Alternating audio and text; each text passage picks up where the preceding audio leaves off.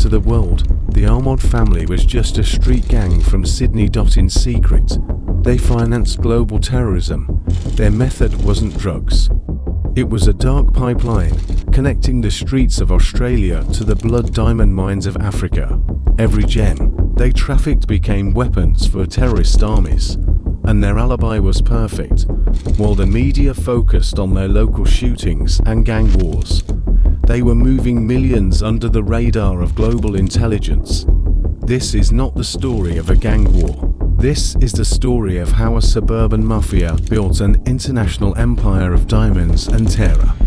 And today, we're going to expose it all. To understand Mahmoud's fall, you first have to know his brother, Wally Ahmad, known as Wally. He was an imposing figure in Sydney's underworld, a man they called Mr. Big. His reputation was built on violence. In 2002, he killed a man named Mayes Daney at a junkyard, shooting him 5 times after a dispute at a nightclub. Wally wasn't just a criminal, he was a patriarch, and his family was his empire. That empire operated from places like his panel beating shop at the suburb of Comdale Park, a business called A Team Smash Repairs, and it was there, on April 9, 2016, that the spark ignited that would burn his entire world.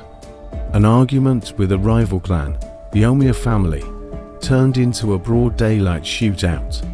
When the smoke cleared, a man named Safwan Charbaji lay dead on the asphalt. Police identified Wally and his brother Brownie as persons of interest. Wally knew what a death like this meant. He knew that blood calls for more blood. For a while, he changed his routines, disappeared from his usual spots, but arrogance, or perhaps fate, made him return, and his enemies were waiting. On April 29, 2016, just 20 days after the shootout at his workshop, Wally Ahmad felt safe. He was on his territory, the Bankstown Central Shopping Centre. After a workout at the gym, he sat down for coffee outdoors at the Havana Cafe with 2 friends.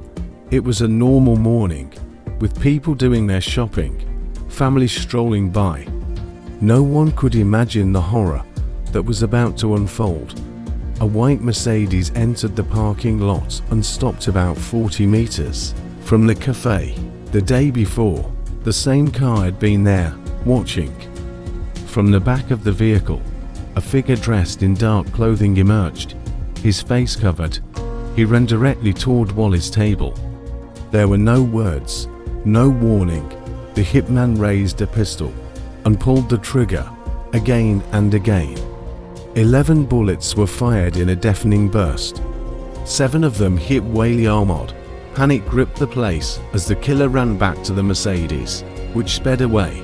Wally, the feared Mr. Big of Sydney's underworld, lay dying on the floor of a shopping mall, surrounded by screams and chaos. His death wasn't a score settled in a dark alley. It was a public execution, a brutal message to everyone. The war had begun, and there was no safe place. Wally's execution unleashed a storm of revenge. The streets of Western Sydney became a deadly chessboard, where each fallen piece triggered the next. The first domino to fall was Ahmad, the man police suspected of killing Wally. Less than 6 months later, in October 2016, he was gunned down in the driveway of his own home, in front of a 12-year-old relative. The chain of blood didn't stop. The prime suspect in Assad's murder was an Ahmad family hitman, Kemal Barakat. In March 2017, Barakat was found dead in his bed, with a dozen bullet wounds in his body. It was a macabre and predictable cycle. Every killer became the next victim. Meanwhile, Brownie Ahmad, Wally's brother, had fled Australia days after the initial shootout that killed Safwan Charbaji.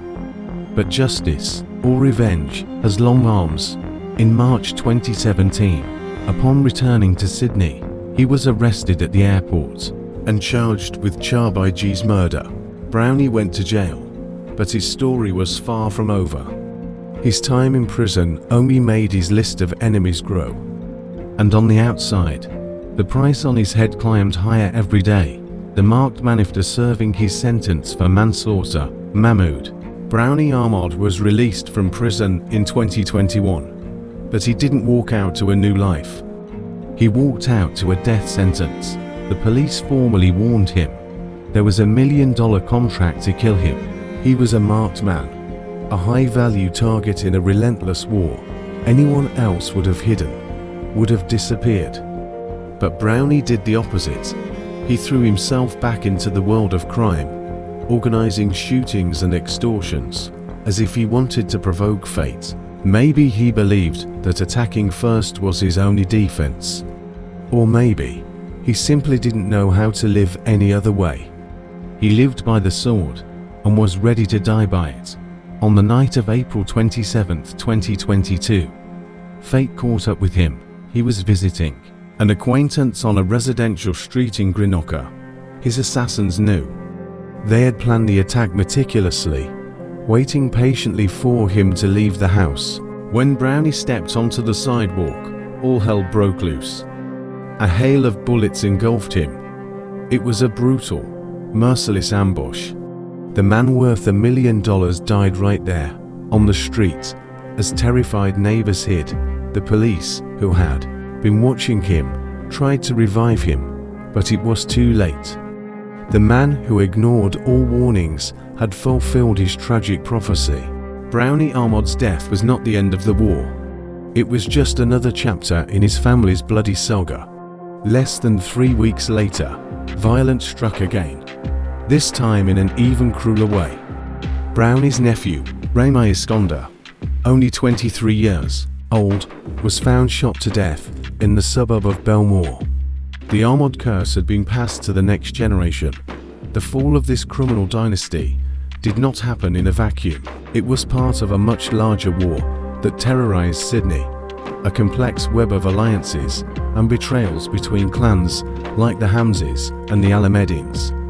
They were families united by blood ties and divided by blood debts, a conflict where one day you were an ally and the next a target. In the end, the story of the Ahmad family is a tragedy of ambition and revenge, an empire built on fear that collapsed under the weight of its own violence.